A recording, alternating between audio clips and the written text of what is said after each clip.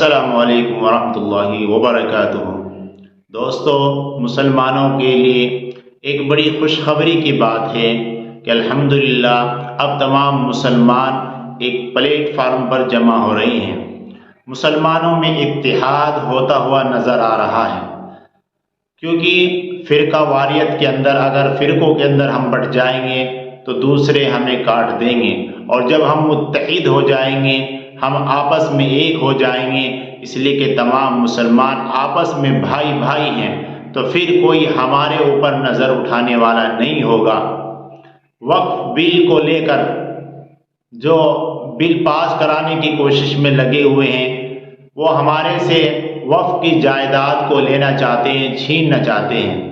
اگر مسلمانوں خدا نخواستہ وہ بل پاس ہو جاتا ہے اور وقف کی جائیداد ہمارے مسلمانوں کے ہاتھوں سے چلی جاتی ہے، تو پھر ہماری مسجدیں محفوظ نہیں رہیں گی، ہمارے مدارس محفوظ نہیں رہیں گے، ہمارے قبرستان ہم سے چھین لیے جائیں گے۔ تو الغرض اسی چیز کو لے کر کل تال کٹورا اسٹیڈیم کے اندر مسلم پرسنل لا بورڈ کی ایک کانفرنس ہوئی ہے، جس کے اندر کافی ساری باتیں ہوئی ہیں۔ مسلم پرسنل لا بورڈ کی اس کانفرنس کی ایک ویڈیو میں آپ حضرات کے سامنے پیش کرتا ہوں، جس ویڈیو کے اندر اس میں کہا گیا ہے، چنانچہ ایک شخص کہہ رہے ہیں کہ اگر ہمیں جانا ہوتا تو جنہ کے ساتھ ہم پاکستان جا سکتے تھے، لیکن ہم نے اپنے خون کو بانٹا اور اسی ملک ہندوستان کو ہم نے یہاں رہنا پسند کیا، اور پھر پاکستان لاہور تک نہیں بلکہ لکھنؤ تک ہوتا۔ تو بہرحال اس کے اندر بہت ساری باتیں کہی گئی، مسلمانوں کے اندر پیار دیکھا گیا، لاکھوں کی تعداد مسلمانوں کی تال کٹورا اسٹیڈیم کے اندر پہنچے۔ آئیے ہم آپ حضرات کے سامنے وہ ویڈیو دکھلاتے ہیں، ذرا آپ اس ویڈیو کو دیکھیے۔ تو پھر پاکستان لاہور تک نہیں لکھنؤ تک بنتا۔ ہمارا احسان ہے جو لوگ پاکستان چلے گئے اس کا الزام ہمیں دیا گیا۔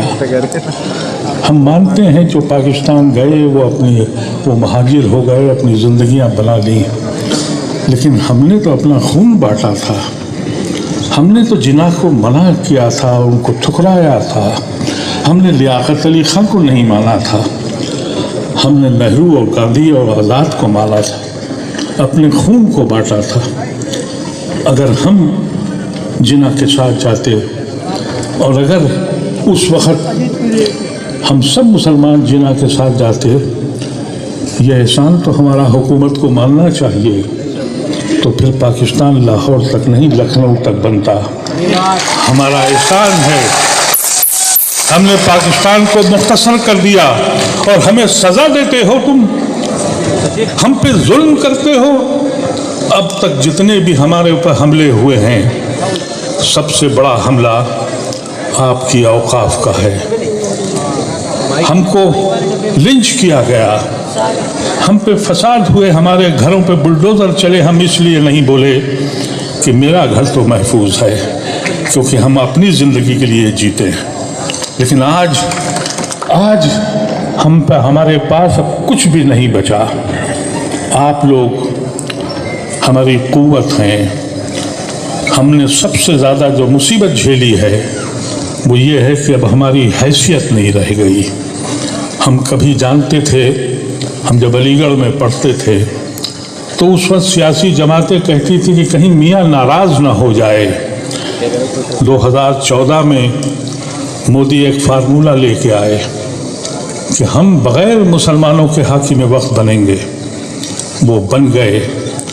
ان کے بننے کے بعد ہر سیاسی جماعت نے یہ فیصلہ کیا کہ یہ تو ایک بوجھا ہیں، ہم کو اپنا ہندو ووٹ بچانا ہے۔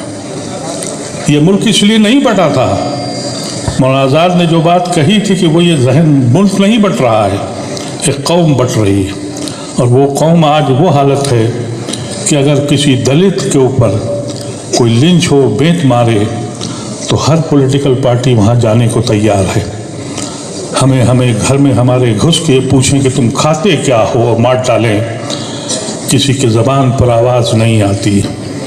کیسی بدنصیب قوم ہے یہ अभी भी बटी हुई है, अभी भी अशराफ और पासमानदा में बटे हुए हैं। अरे पूरी कौम पासमानदा हो गई है, बेहिस हो गई है, सो रही है। कब तक जागोगे तुम लोग? अपनी हैसियत को पहचानो।